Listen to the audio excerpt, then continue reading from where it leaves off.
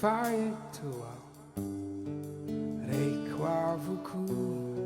ireo vavakao miatra miaiky miala elonao tsaka ianao aza Manahy fa etoao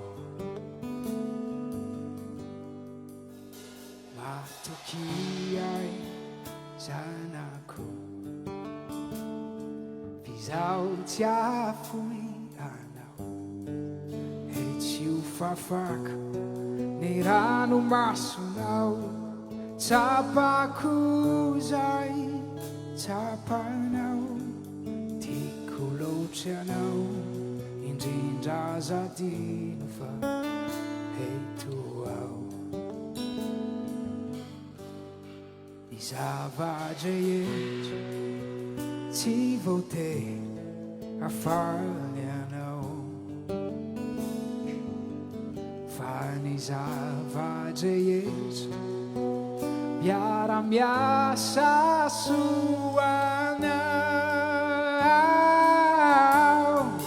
aza Manahy fa eto ao tsy avelako mety tsy ho azonao zay tondrako anao fa aza Manahy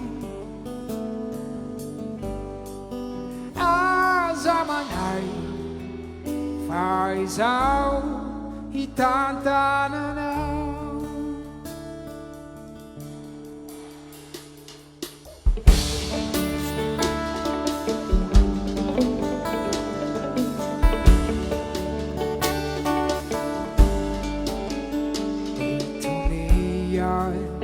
zanako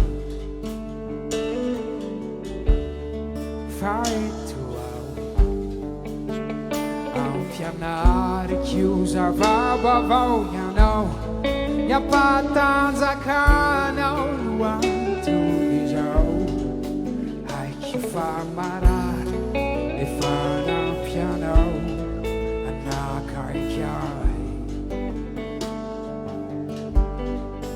zava-drehetra